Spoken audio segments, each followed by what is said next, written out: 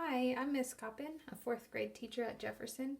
I'm going to read the book Martin and Anne, The Kindred Spirits of Dr. Martin Luther King Jr. and Anne Frank by Nancy Chernin, illustrated by Yevgenia Neiberg.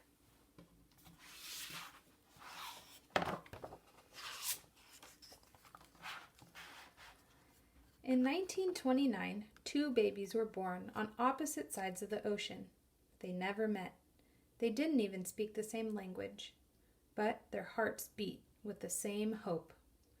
On January 15th, Martin's father, mother, and older sister beamed at their beautiful baby in Atlanta, Georgia. On June 12th, Anne's father, mother, and older sister cooed at their beautiful baby in Frankfurt, Germany.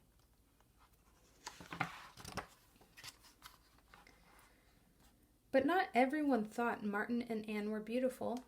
When Martin was old enough to go to school, he had to go to a different one than his best friend because his skin was dark. Even worse, his friend stopped playing with him. Martin's skin hadn't changed, but suddenly his friend cared when he hadn't before. That made no sense. When Anne was ready for school, Adolf Hitler, the leader of the Nazi Party, was elected to lead Germany. Jewish children like Anne were no longer allowed in public schools. Anne's family fled Germany for Holland, but when Hitler invaded Holland, anti-Jewish laws followed. Anne's school closed its doors to her.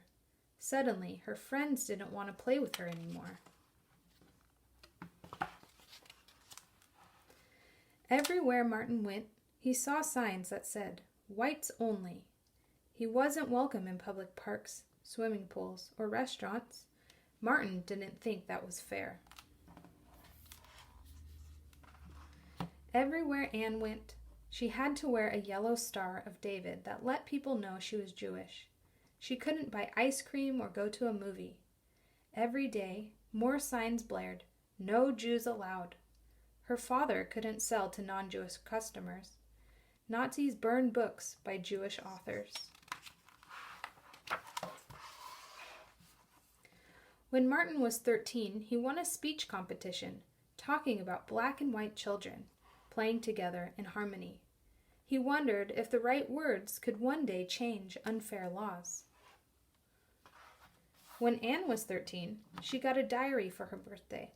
She was happy that she could share her most private thoughts with Kitty, the name she gave her journal. But soon after she began writing, Jews were rounded up and sent to death camps. Anne and her family hid in the attic over her father's business. They had to be very quiet. They couldn't go outside. Trapped in the attic, Anne described how beautiful the world outside was, how light could brighten the deepest darkness. Martin finished high school at 15. Most colleges were for whites only, so he went to Morehouse College, a school for black students. There he learned about the Indian leader Mahatma Gandhi and how he won rights for his people using peaceful protests.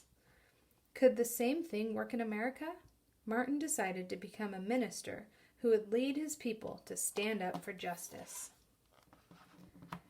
Anne, hidden in the attic, continued her studies as best she could. And every day she wrote in her diary about her dreams for a better world. Even with all the hate around her, Anne believed that people were really good at heart. When Rosa Parks was arrested for refusing to give up her bus seat to a white man, Martin, now a minister, organized protest marches. He gave speeches. He told people not to ride the buses until everyone was treated fairly. Martin shared his dream of a world where all were truly considered equal. His words gave people courage and strength. While Martin grew older, Anne's 15th year was her last. The Nazis stormed Anne's hiding place. They arrested her family and the friends hiding with them. Anne's diary was left behind, pages scattering on the floors of the dusty attic. But she still believed in the power of simple acts of kindness.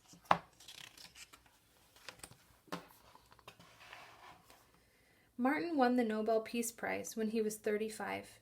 He worked with President Lyndon Johnson to help pass the Civil Rights Act of 1964. At last, those ugly white-only signs were against the law. Only a few weeks before the concentration camp was liberated, Anne died, along with her older sister. She would have been amazed that her diary, rescued by a family friend, became a bestseller. Her father, the only one in her family to survive the camps, had her book published. Actors performed her words on stage and film. The cramped rooms where she hid in Amsterdam became a museum dedicated to speaking out against hate. When Martin was 39, he was shot and killed by a man who didn't believe black people deserve the same rights as white people. But no one could kill the way Martin inspired others.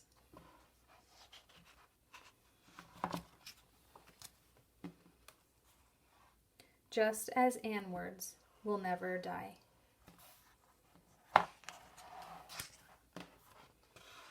Martin and Anne were born in different places, but they both dreamed that one day all babies would be seen as beautiful, as all babies are.